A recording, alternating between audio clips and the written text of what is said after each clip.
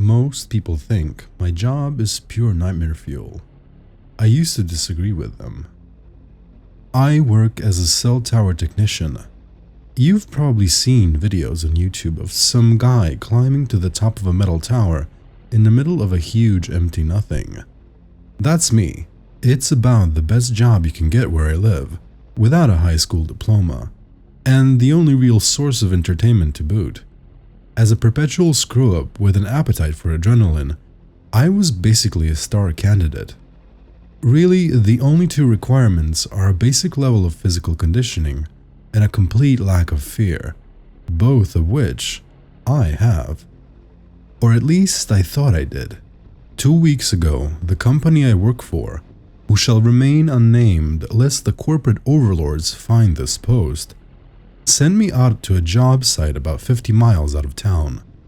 Rarely do I have to cross state lines, but the tower in question was about as far out of the way as it gets. Big one too. 400-something odd feet, meant to bounce signals all the way across the Appalachian Mountains from one sleepy mining town to the next. That suited me fine. I prefer working where prying eyes won't see me for one reason: base jumping. For the uninitiated, base jumping entails throwing yourself off a big object with a parachute on. You know, when you jumped off the roof of your house as a 10-year-old with a blanket and broke your ankle, and your stepdad came out and beat you with a belt before he drove you to the hospital? No? Maybe it's just me. Anyhow, base jumping is basically the grown-up version of that, minus the broken ankle and the beating, hopefully. Luckily for me, secluded cell towers happen to be the perfect place for this kind of hobby. The morning I was supposed to head out, there was a fine mist sinking down into the hollers around where I lived. The locals call it moonshine weather, which translates to stay the hell inside and get drunk instead of go to work. As tempted as I was to do just that, I'd been hoping they'd send me out that way for months, and I couldn't pass up this opportunity. I should have trusted my gut. Instead, I brewed myself a shitty thermos of coffee, threw my gear into the back of my shitty Jeep, and well, you get the idea. I drove a few hours out to the site, fooling myself all the way that the weather would clear up soon and it would be a sunny climb all the way to the top. I'd packed my parachute along with my other gear. I used to bring a GoPro along, until I realized that recording the sort of behavior that would give an OSHA rep an aneurysm probably isn't smart. I can be smart when I remember to. Anyway, I parked my Jeep outside the fence around the tower and typed the code into the electronic gate. Someone had strung razor wire over the top of it, but I doubted anyone visited much and the wire was crumbling in places. I figured anyone who really wanted to wouldn't find it hard to bypass.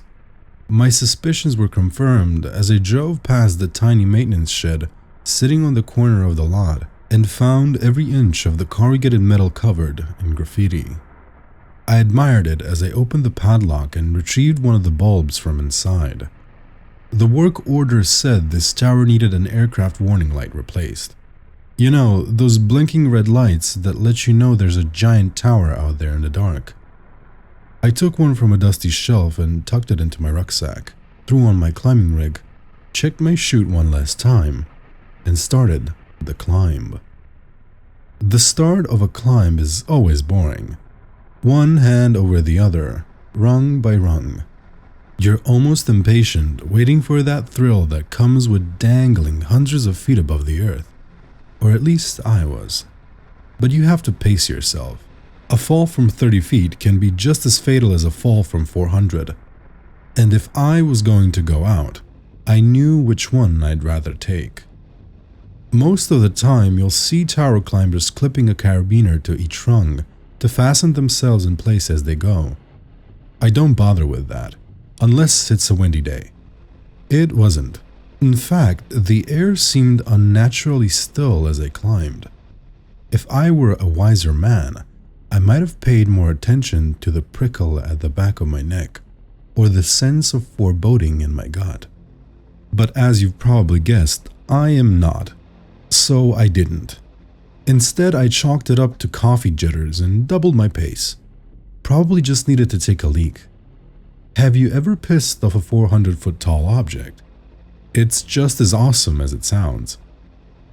I was around halfway up when I realized that the fog around me had grown more dense rather than less, which was strange. Usually when you get a bit of height and the sun starts to burn away the mist, you can see just fine. Typically it's all but gone by 2 p.m., leaving you free and clear to jump from the top. I'd already picked out a nice little meadow to the southeast of the tower, where I could land and have an easy hike back to my jeep. If I couldn't see it, though, that would be a problem. I'm not suicidal after all. It looked like my dreams were shattered for the day. The fog around me was so dense now that if I hadn't known better, I would have thought a storm was rolling in. But the weather forecast hadn't mentioned any chance of a storm, and there was still no wind. It was strangely silent, except for the dull rung of my boots on the rungs and my own breath in my ears. I paused to take a break around halfway up. There are altitude markers painted on the cell towers so you can mark how far you've come, and I just passed 150 feet, clipping a carabiner onto the rung above me for the first time that day. I leaned back and stretched, enjoying the feeling of weightlessness. I glanced down, something the veteran climbers tell you never to do, and that's when I saw it. Down below me, shrouded in mist, a shape clung to the side of the tower. I say shape because I didn't get a clear look at it, just a shadow, maybe 100 feet below, so far away that I couldn't even really tell if it was moving. The fuck? Now I know I'm not Shakespeare, but I doubted old Bill would have reacted any differently than I did. I mean, why would anyone be climbing a cell tower in backwoods Appalachia on a day like this? Anyone besides me, that is. My first thought was that it was one of the graffiti artists who, finding their skills limited by the canvas of the old maintenance shed, had grown the balls to climb the tower and add a little color to the gray steel. Good on them. Might make for a bit of an awkward meeting when they've caught up with me, but I wasn't about to call the cops or anything. I even debated hanging around until they got a little closer, but decided against it. That was my first and only good decision that day, probably the one that saved my life. I kept climbing, reasoning that if my fellow climber made it to the top while I was still around, I'd congratulate them on their courage and ask them nicely to paint over one of the lights so that the company would send me out here in a month or two and I could get my jump on. I reached the 200-foot mark and took another break, feeling the cool, wet air on my cheek, scratching under my thick beanie. The company tells you to wear a helmet, but I figure that at heights like this I'd prefer my cranium to liquefy on impact if I fall. Quick and painless. I took another look down to see how my mysterious friend was doing. It was closer. I say it, because it took my brain a few seconds to register that the thing climbing up the tower toward me wasn't human. It had closed the distance between us by a few dozen feet, and it was impossible to mistake. Its arms were too long, its body too short. I caught a glimpse of a dark, glistening skin through the mist, a face twisting on a knobby neck, two eyes that were as pale as milk white, like an old man's cataracts. I blinked. It was still there. One long arm swung over the other with unnatural grace, a hand large enough to swallow the entire rung curling around steel. The fuck? Once more and with feeling. Now, I'm not superstitious or religious, or philosophic or political, or really anything at all. I'm a monkey-brained tower climber, and when I saw the thing that was following me up the tower, my monkey brain took right over. I scurried up the rungs, throwing caution to the wind, my brain trying to account for what I was seeing. Some kind of prank? A TV show, right? With an absolutely insane budget. A dozen half-hearted attempts at reason flew through my mind, each one as pathetic as the last. I climbed until I was out of breath, and my mind looking for excuses and coming up empty, swung back around to, did I really just see that? I risked a glance down. The thing was still below me, and gaining. It climbed in eerie silence, not growling or snarling like a wild animal, just the quiet, fluid determination of a predator stalking prey. I caught a flash of movement, of a snub-nosed face, of naked skin and a mouth full of black teeth. I'd given an old meth head some change once, and she'd flashed me a rotten grin full of teeth like that. There was only one way down, and that was up. I climbed as quickly as I could. The 300-foot mark passed in a blur. 350. I was starting to flag, every breath burning in my lungs. I could taste copper in my mouth, and my eyes were blurry. I started to get clumsy. I missed the rung with my foot, almost falling. I clung there, terrified that I would feel long fingers close around my foot.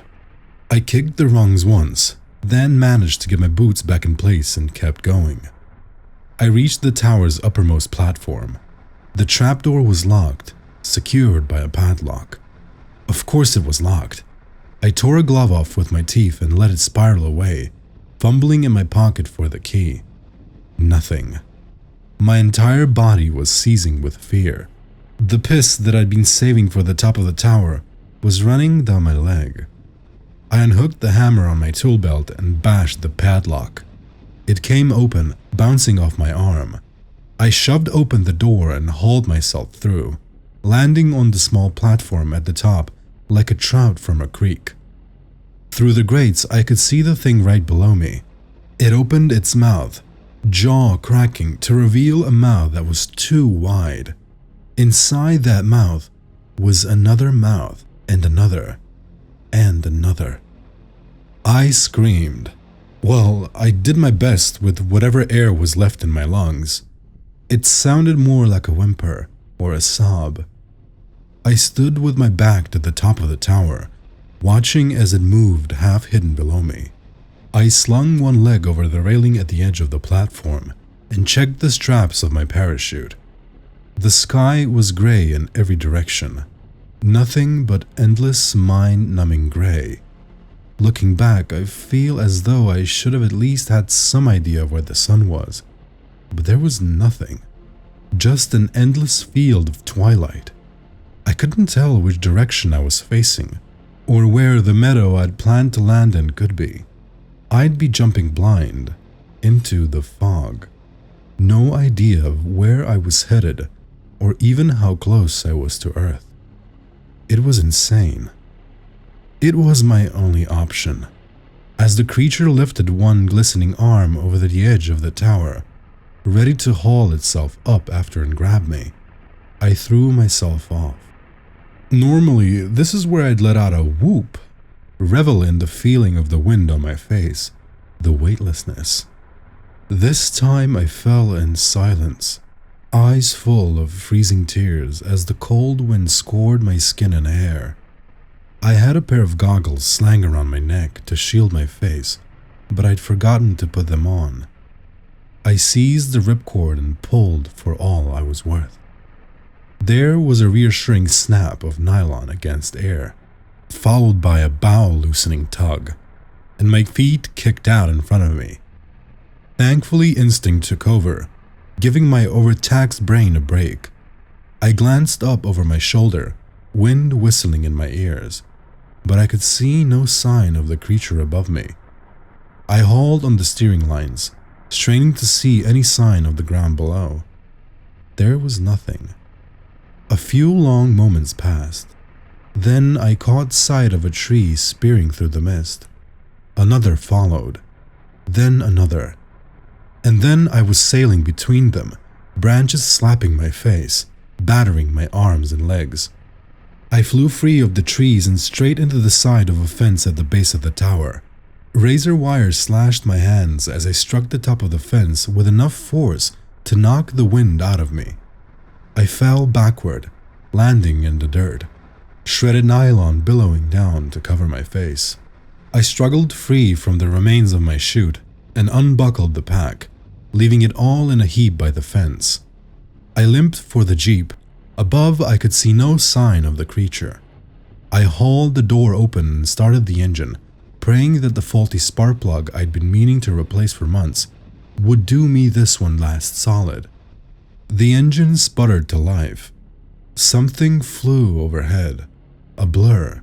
I caught sight of long limbs spread wide, of membranous wings billowing in the sky. Eyes locked on mine, as the predator glided silently overhead, banking, turning toward me. I threw the Jeep into reverse, tires spinning in loose dirt. My head bounced off of the headrest as I crashed through the gate. Then I was off, jostling down the gravel-packed road. I didn't stop driving until I reached home. Autopilot must have kicked in because I drove myself to the ER. They must have thought I was some kind of crazy person.